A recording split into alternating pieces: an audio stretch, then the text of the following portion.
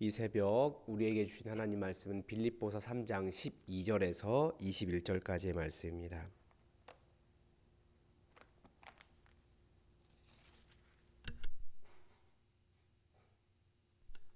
빌립보서 3장 12절에서 21절까지의 말씀을 다 함께 받들어 읽겠습니다. 내가 이미 얻었다 함도 아니요 온전히 이루었다 함도 아니라 오직 내가 그리스도 예수께 잡힌 바 된 그것을 잡으려고 달려가노라. 형제들아, 나는 아직 내가 잡은 줄로 여기지 아니하고 오직 한 일, 즉 뒤에 있는 것은 잊어버리고 앞에 있는 것을 잡으려고 표대를 향하여 그리스도 예수 안에서 하나님이 위에서 부르신 부름의 상을 위하여 달려가노라. 그러므로 누구든지 우리 온전히 이룬 자들은 이렇게 생각할지니 만일 어떤 일에 너희가 달리 생각하면 하나님이 이것도 너희에게 나타내시리라. 오직 우리가 어디까지 이르렀든지 그대로 행할 것이라.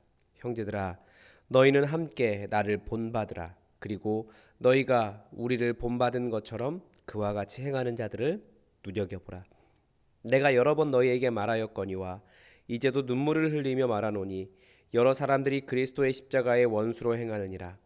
그들의 마침은 멸망이요 그들의 신은 배요 그 영광은 그들의 부끄러움에 있고 땅의 일을 생각하는 자라. 그러나 우리의 시민권은 하늘에 있는지라. 거기로부터 구원하는 자 곧 주 예수 그리스도를 기다리노니 그는 만물을 자기에게 복종하게 하실 수 있는 자의 역사로 우리의 낮은 몸을 자기 영광의 몸의 형체와 같이 변하게 하시리라. 아멘. 여러분은 여러분을 소개할 때 어떻게 소개하시겠습니까? 아마 가장 자랑스러운 정체성을 가장 먼저 이야기할 것 같습니다. 우리는 여러 가지가 있잖아요. 뭐 누구의 남편이기도 하고 누구의 아빠이기도 하고 뭐, 뭐 직책은 무엇이고 자기를 보여줄 수 있는 여러 카테고리 속에 자기를 집어넣어서 설명합니다. 아마 해외에 나가면 다들 나는 대한민국 사람이다. 그런 이야기 할 것 같아요. 요즘 이 한국 사람이라는 것이 굉장히 자랑스러운 그런 시대 아닙니까? 그리고 아마 내가 한국 사람이다라고 말할 때 이 한국 사람으로서의 어떤 자부심뿐만 아니라 그 자부심에 걸맞는 그런 삶도 살게 될 것입니다. 어, 미국에 가도 한국인으로서 어떤 정체성을 지키고자 한국말과 한국 문화를 고수하기도 합니다. 해외 한인 교회들을 보니까 다들 하는 이야기들이 자기의 자녀들에게 한국인으로서의 정체성 이것을 어떻게 길러줄 것인가 이것이 한인 교회의 어떤 목회적인 목표라는 것들을 보게 됩니다. 이게 뭡니까? 정체성이라고 하는 거죠. 그렇게 살고 싶은 거예요. 그리스도인에게는 다양한 정체성이 있습니다. 하나님의 자녀도 있고 하나님의 가족이라고 하는 정체성도 있고 뭐 여러 가지 비유들이 성경 그 교회의 비유와 함께 한 70여 개 정도 되는 것 같습니다. 근데 그 중에서 가장 중요한 정체성이 하나가 있습니다. 바로 나의 시민권. 나의 시민권이 어디에 있느냐 이겁니다. 나는 하늘 시민이라는 거죠. 당시에 그 시민권은 로마의 시민권을 의미했습니다. 그러니까 로마의 그 뭐라고 할까요? 그 주권, 로마의 그 나라에 속했다라고 하는 거예요. 이 시민권이라고 하는 것은 태생이 로마 사람이거나 군인이나 어떤 업적이 있을 때 그 시민권이 주어졌습니다. 그래서 이 시민권이 굉장한 권리가 있었기 때문에 어떤 사람은 돈을 주고 시민권을 구입하기도 했고 어떤 사람은 태어날 때부터 시민권이 주어져 있었습니다. 빌립보 교회에서 이 시민권을 이야기하는 특별한 이유가 있을 겁니다. 빌립보 지역에 복음을 전할 때 감옥에 갇힌 적이 있었거든요, 바울이. 이때 사도 바울이 많이 맞았습니다. 나중에 이 일에 대해서 항변하면서 자신은 태어날 때부터 로마 시민권을 가지고 있는데 로마 시민권 가진 사람을 신문도 하지 않고 때렸느냐면서 따지는 장면이 있습니다. 그만큼 당시에 이 시민권이라고 하는 것은 엄청난 권리였죠. 함부로 맞지도 않고 재판도 제대로 받고 뭐 아무튼 거대한 권리였습니다. 그런데 바로 그리스도인에게 무엇이 있습니까? 그리스도인에게는 그 로마의 시민권과는 비교할 수 없는 엄청난 하늘 시민권이 있다라는 겁니다.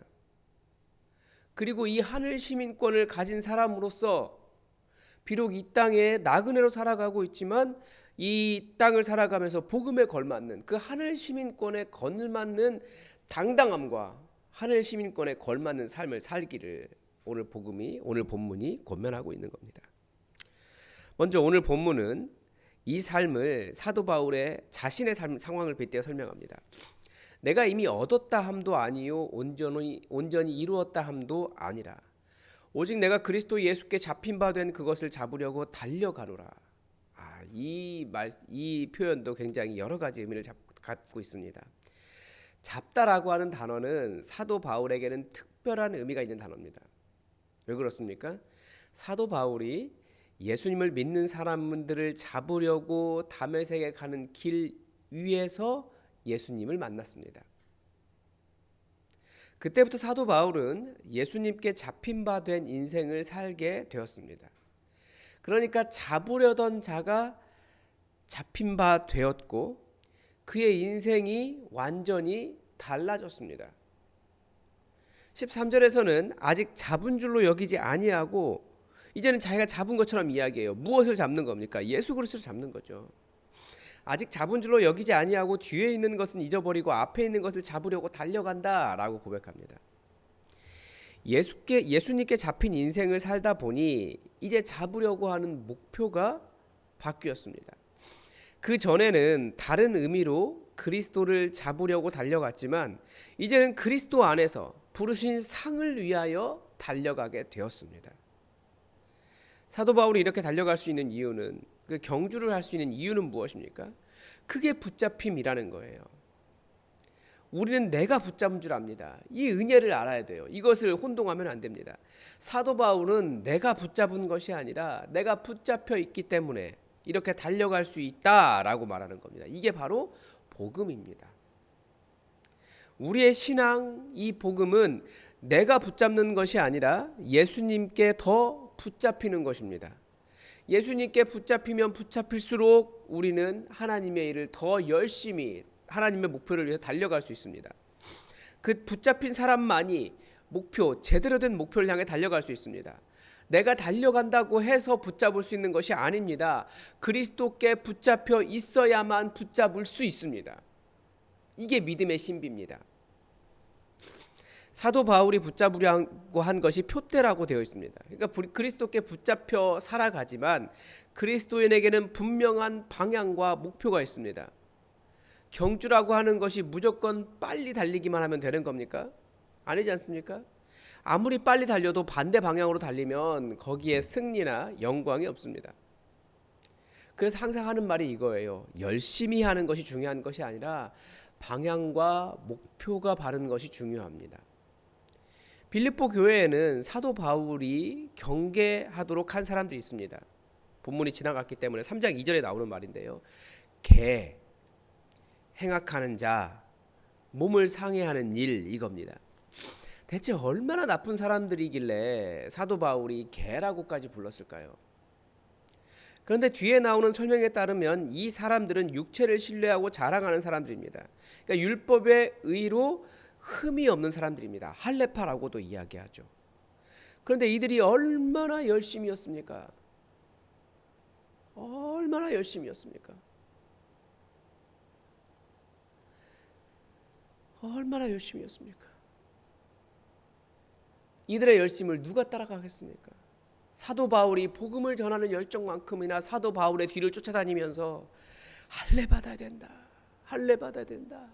그렇지 않으면 구원받지 못한다. 할례 받아야 진짜 그리스도인이다. 얼마나 그렇게 외치고 사람들 설득하고 가르치고 다녔습니까? 그래서 교회가 세워진 곳마다 이게 진짠가 봐. 할례 받아야 되나 봐. 그러면 사람들이 다 빠져들어갔어요. 사도 바울이 낸 열심보다 훨씬 더 강했을지도 모르겠어요. 저는 그런 생각을 해요. 정말 대단하다. 어떤 사람들은 사도 바울이 옥에 갇히니까 더 열심을 낼 정도였습니다.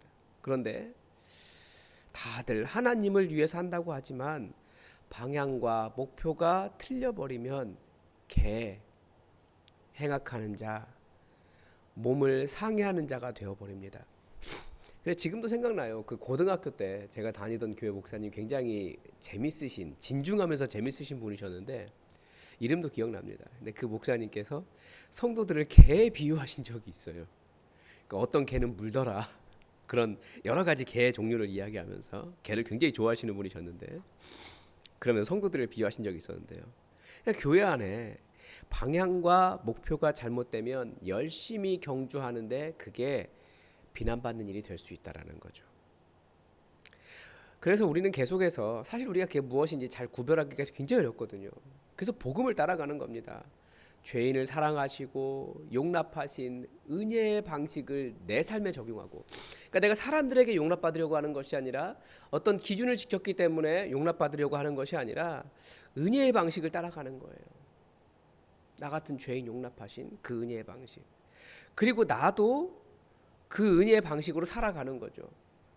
정말 연약하고 죄인이라고 생각되고 부족하다고 생각되는 사람들을 정죄하고 비난하는 것이 아니라 그를 사랑으로 품어내는 일을 하는 겁니다. 하나님이시지만 죄인을 위해 내려오신 예수님의 성육신을 따르는 거죠.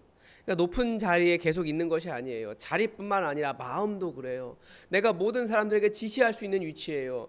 근데 지시하고 그리고 다른 사람의 잘못을 지적할 수 있는 위치예요. 그래도 그렇게 하지 않는 거죠. 그건 성육신적인 방법이 아니에요. 복음의 방식도 아니고.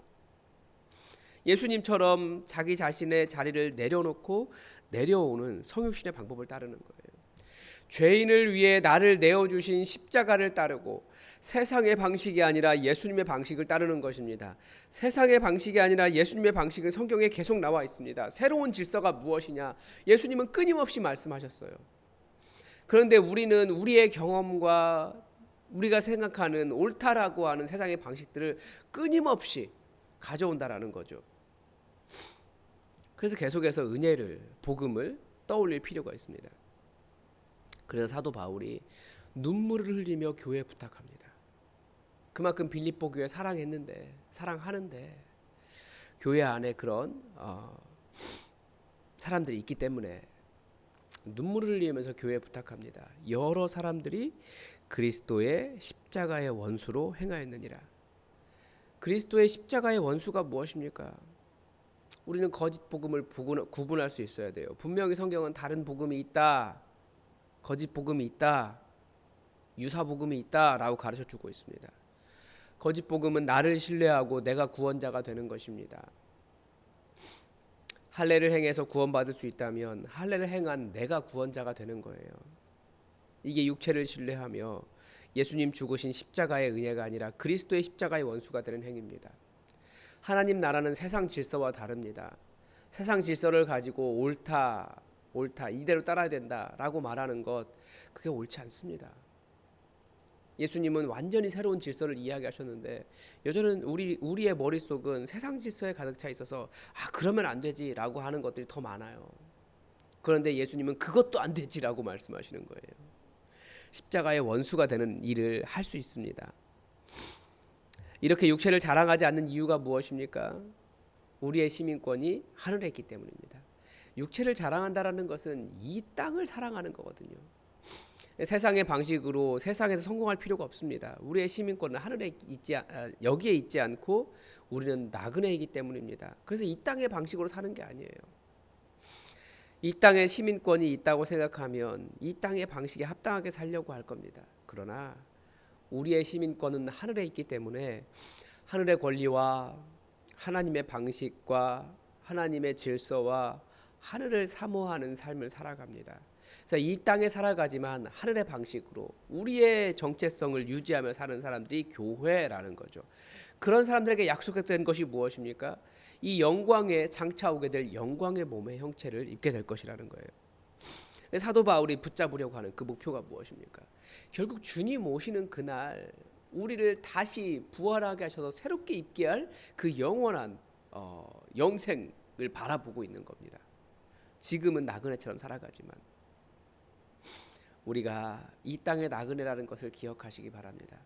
너무 이 땅의 것들에 아등바등하면서 필요하죠. 당연히 하나님께서 공급해 주시고 우리를 살게 하십니다. 그러니까 필요한 것이 맞아요. 그러나 정말 하늘나라의 백성으로서의 그런 어떤 당당함, 자부심, 정체성 유지하면서 예수님처럼 예수님이 보여주신 그 십자가의 방식과 성육신의 방식과 그 내려오심과 그 은혜의 삶을 우리가 이 땅에서도 살아가고 나를 그렇게 바라보고 다른 사람을 향해서도 그렇게 바라보며 그렇게 용납하며 죄인들의 공동체 서로 사랑하기 때문에 정말 아름다운 그런 죄인들의 공동체를 이곳에 만들어갈 수 있기를 바랍니다. 우리 주기도문으로 오늘도 마치겠습니다. 하늘에 계신 우리 아버지, 아버지의 이름을 거룩하게 하시며 아버지의 나라가 오게 하시며 아버지의 뜻이 하늘에서와 같이 땅에서도 이루어지게 하소서. 오늘 우리에게 일용할 양식을 주시고 우리가 우리에게 잘못한 사람을 용서하여 준 것 같이 우리 죄를 용서하여 주시고 우리를 시험에 빠지지 않게 하시고 악에서 구하소서. 나라와 권능과 영광이 영원히 아버지의 것입니다. 아멘. 여러분, 오늘은 성탄 예배가 있습니다. 이 성탄 예배를 통해서 정말 주님 오신 그 기쁜 소식이 온 세계 그리고 우리 안에 전달되고 우리가 주님을 기다리고 그리고 주님의 신비를 경험하고 그리고 온 세상에 지금 눈이 내리고 있는데 하나님의 평강이 이렇게 수복하게 평화를 알지 못하고 안식을 알지 못하는 사람들의 삶에 예수 그리스도의 그 하나님 나라가 풍성하게 임하기를 우리 함께 기도해 주시기 바랍니다. 다 함께 기도하겠습니다.